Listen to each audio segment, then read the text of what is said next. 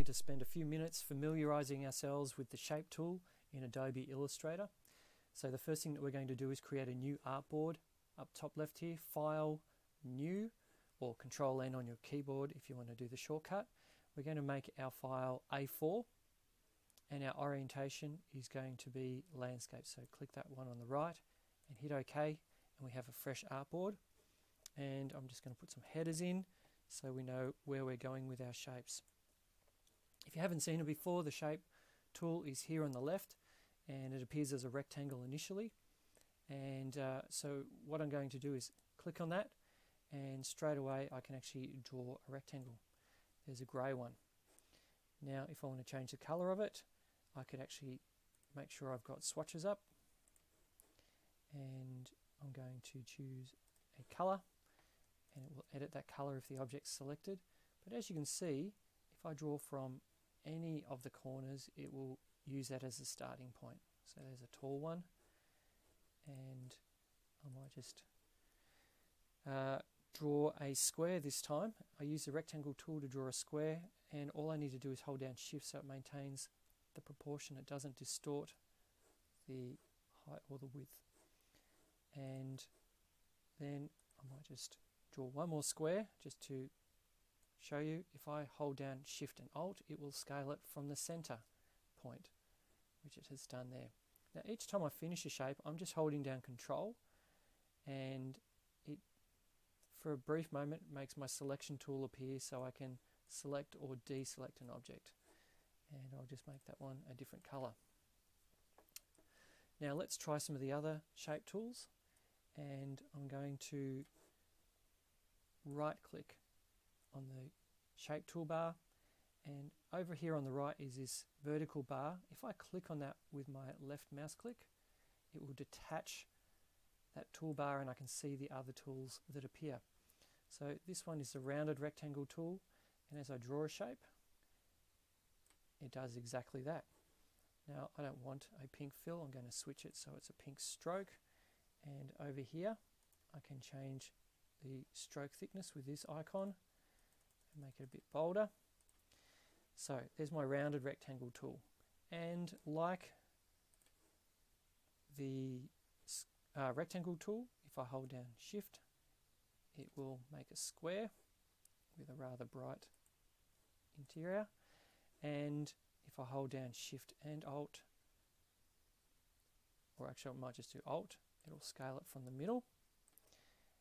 And the other cool thing about this is that if I click and drag, and while I'm still holding it, push up or down on my keyboard, the up or down arrows, it will change those corners. So anything from a square corner to a very rounded one. And put a green fill on that, and I'll go over here on the left and actually select the stroke, which is the outline attribute on that path, and click on this None and take it off altogether. So you can change the fill and the stroke on any shape.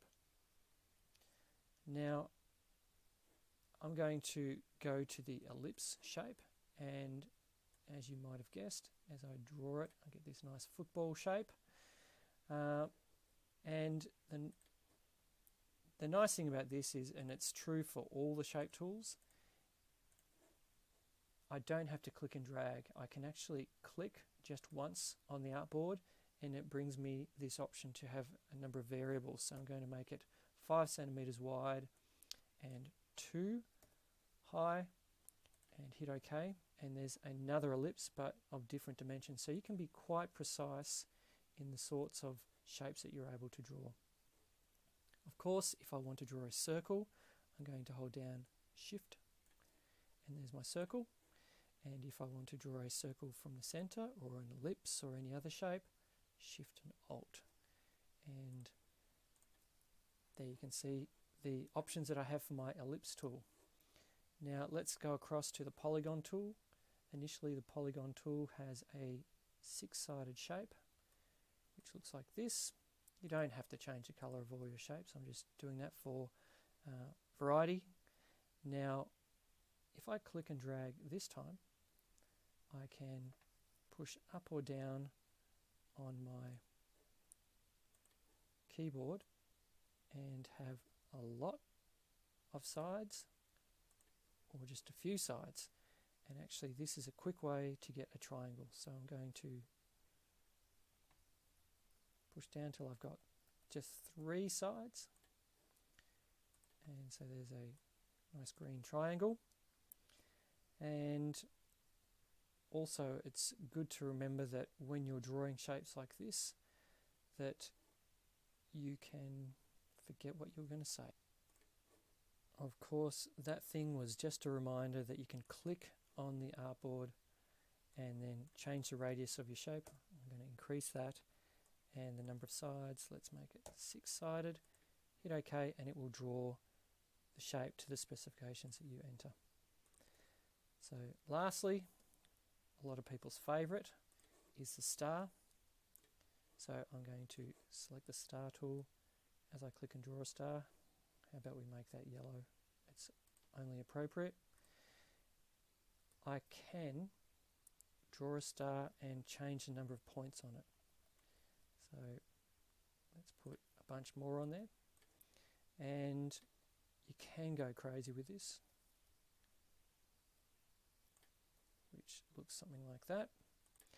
And if I just click on the desktop with that tool, I can actually set the interior radius and the exterior radius for those points and the number of points. So I'm going to do 7 points, radius of 1 and a radius of 4, and hit OK, and it gives me a star like that. So there's a brief introduction to some of the options that we have with our shape.